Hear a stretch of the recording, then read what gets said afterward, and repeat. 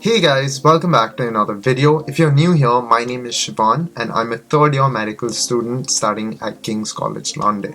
And in today's video, we're gonna discuss what the best country is to study medicine. So for the purpose of this video, we're gonna be looking at the main big English speaking countries around the world because those will be applicable to most people that are also teaching medicine in English, of course. And yeah, these are generally the countries where medicine is ranked highest as a degree. And it's not only the best countries to study medicine, but it's also the best countries to practice medicine and to be a doctor. So we're going to discuss all the different factors and we're going to decide what the best country is for you. But before we get further into the video, I want you to go check out my YouTube channel because I make videos about medical school and university. So that includes vlogs, day in the life videos, videos on how to get into medical school, videos about being in medical school, all of that. So go check it out. If you like it, if you think it's something you'd be into, then smash that subscribe button and join me for a lot more. But getting back to this video, the main countries we're going to discuss are going to include the US, the UK, Canada, Australia, and a bit of New Zealand as well.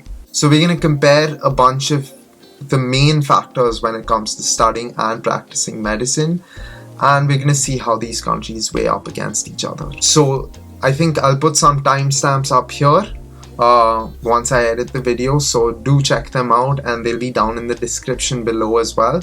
So definitely check those out too if you want to skip around to different parts of the video. Otherwise, let's get straight into it. So the factors we're going to be discussing will include what medical school is like in each of these countries, how to get in, what the structure is like, and how you move on to becoming a doctor. How to get into medicine in these countries if you've studied medicine abroad, so what qualifications are required. Then we're going to discuss the salaries that doctors earn in these various countries, followed by research and general facts about medicine. Then we'll discuss a bit about the different healthcare systems, and finally we're going to discuss the quality of life in each country and we're going to compare it a little bit. So let's do this country by country, starting with the largest country of them all, which is the US. So the process for getting into medicine in the US is firstly doing 4 years of undergrad. So you'd want to do a pre-med degree and that has certain requirements. And after that pre-med degree, you'd want to take the MCAT and go on to pursuing 4 years of medical school.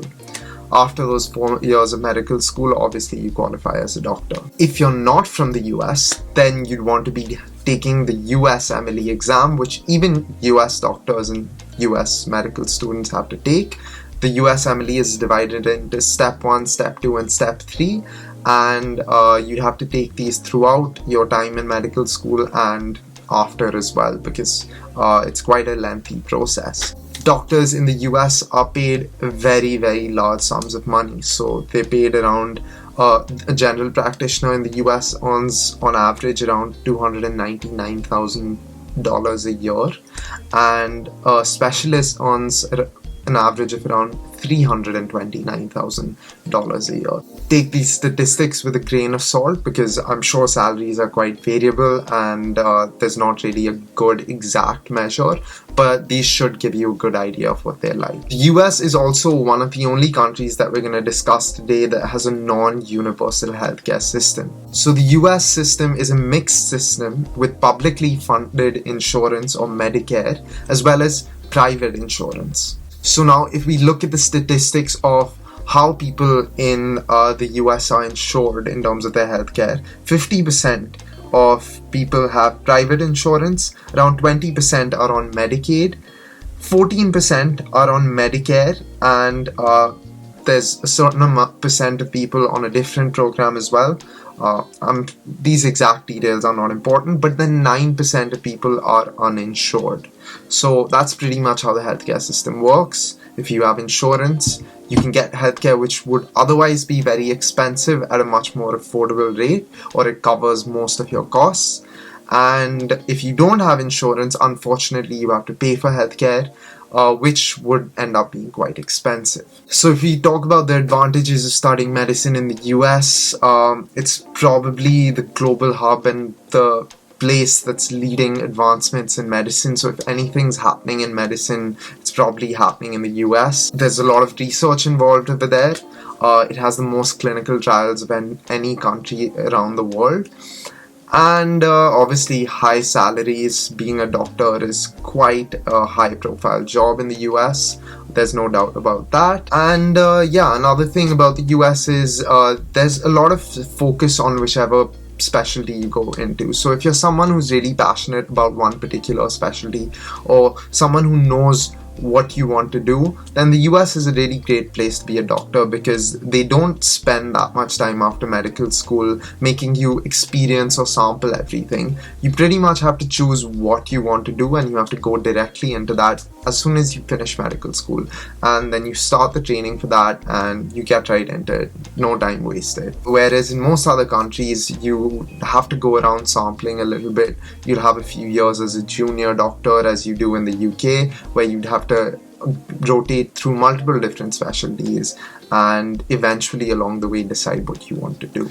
Now, the next is the UK. The UK is also a global leader in terms of advancement in medicine. It has the 6th most clinical trials in the world.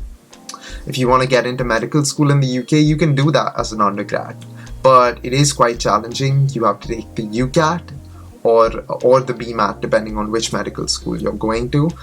And after that, obviously you get into medical school. But if you haven't studied in a UK medical school, you have to take an exam called the PLAB. Once you take the PLAB, you'd be licensed to practice medicine in the UK. Obviously you have to take it and pass it, and yeah, that's the entry for someone who's not studied medicine here. If we're talking in dollar terms, the average salary of a UK GP is around $85,000 a year, whereas a specialist would be earning on average around $174,000 a year. But that's obviously after years of qualification. So the salaries are significantly less than the US, but that's because of the healthcare system in the UK. And the healthcare system in the UK is a public healthcare system that does provide universal healthcare. So that system is very well known as the NHS. The NHS is responsible for all aspects of healthcare in the UK, and it is completely free. So that's really great, because anybody can access the healthcare they need to through the NHS. The disadvantages of the NHS are that because it's free and it's a publicly run system, the waiting times are quite high for non-urgent cases, and it's quite understaffed as well. If you're talking about advantages of studying in the UK, that would basically be the advantages of working in a public system. So there's a high graduate employment rate. So if you graduate from medical school in the UK, you're very, very, very likely to be working as a doctor. Also, there's great job security. Your jobs are well protected. There are great pension schemes, everything that comes along with working in the NHS. The next country on our list is Canada. So Canada has a pretty similar system of surrounding medical school as the US. So you have to do your undergrad 4 years, and then you have to study 4 years of medicine afterwards. It is quite challenging. It is quite competitive to get into medical school in Canada. And if you don't manage to get into medical school there, but you still want to work there, the exam you have to give is the MCCEE. Yeah, that's the first time hearing of it, but that's the exam you have to give if you want to go to Canada. The average salary of a doctor in Canada is around $107,000 a year if you're a GP, and $161,000 a year if you're a specialist. Canada also provides universal healthcare, and the healthcare system is a bit like this. Like the US, it's also run by an insurance system called Medicare, and that's a publicly funded system, but it's not one nationalized sort of scheme. It's more by province or territory. That basically results in consumers not having to pay out of their pocket and receiving massively discounted healthcare. Canada is another leader in medical research with the 3rd most clinical trials of all countries in the world. And overall it's a pretty great country to be studying in. it has great opportunities for research, high salaries, and a high quality of life as well, which we'll discuss later on. Next, we have Australia. Now, in Australia, you have both the option to study medicine at the undergraduate level and at the postgraduate level. Now, certain universities don't offer undergrad medicine, whereas others do. So it really depends. And undergrad medicine is pretty competitive. You have to be one of the best undergrads applying to get in over there. So yeah, there are quite a few options when it comes to the pathway to getting into medical school in Australia. If you haven't studied in Australia, then the exam you have to take to qualify in Australia is the AMC. But from certain countries, you'll have a license that allows you to practice in Australia as well. For example, if you've studied in the UK, you don't need to go through any further qualification to practice medicine in Australia.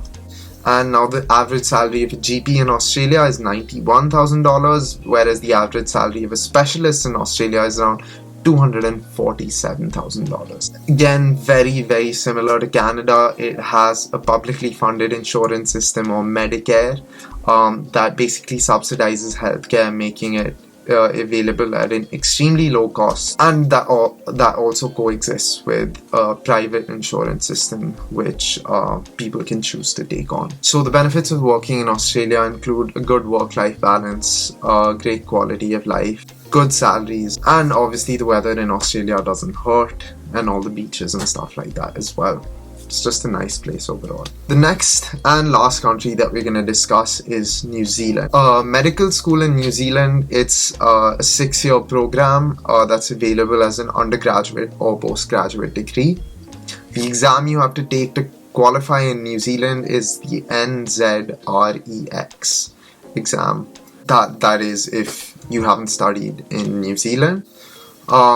I don't have the split statistics for New Zealand in terms of different practitioners, but the average salary of a doctor in New Zealand is $138,000. And it also has a universal healthcare system very similar to Australia and Canada. It's also a mixed system. You do have public healthcare, public insurance available, as well as private insurance. So now that we've discussed all these countries and the different medical aspects of them, let's discuss a bit about the quality of life in these countries. And now quality of life is quite a subjective topic, and in many of these countries, I mean, they're probably the highest rated in terms of quality of life in the world, and that's why I'm going to use a numerical metric to measure quality of life, and that's the HDI, or Human Development Index, and we're going to compare these countries based on that. So if we compare them based on their HDI ranking, at number 1 you have Australia, and I'll put up the HDI numbers up here. At number 2 you have New Zealand, number 3 is Canada, number 4 is the UK, and number 5 is the US. Overall, they're all countries that are ranked pretty high in terms of quality of life, so there's not too much to compare. It's more of cultural differences and little things of your own preference that you'd want to look at. Overall, this video can give you the basic statistics, I'd say, and the basic information about studying and practicing medicine in each one of these countries. But what it can't tell you, or what it can't describe to you, is the actual experience of doing it. So if you'd want to make an informed decision about where to study medicine or where to practice medicine, my advice would be contacting somebody or reaching out to somebody who's actually studied or practiced medicine in one of these countries and talking to them about their experience, what they think about it, and getting all the details from them. This is just to facilitate that process into figuring out which countries you want to actually inquire about. No matter where you're from, any country is a great place to study and practice medicine, but it's always nice to go abroad and get some experience, a different perspective, maybe learn a little more and take that back to your country of origin or wherever you've come from. So overall, I hope this video was helpful. I hope it gave you good insight into what it's like to practice medicine and study medicine in these main countries. If you're not interested in any of these countries, a few more you could look at include Singapore and the UAE and Ireland. those are another two mainstream countries that do allow you to practice medicine in English, so check those out. But overall, I think these are the main options that I can give you. Like I said, I hope the video was helpful, and if it was, do drop a like down below. Smash that subscribe button and join me for a lot more videos like this one. Leave any comments down below asking me any questions or anything like that, and if you have any friends who are considering studying medicine abroad, definitely share this video with them. And yeah, with that, I will see you in the next one.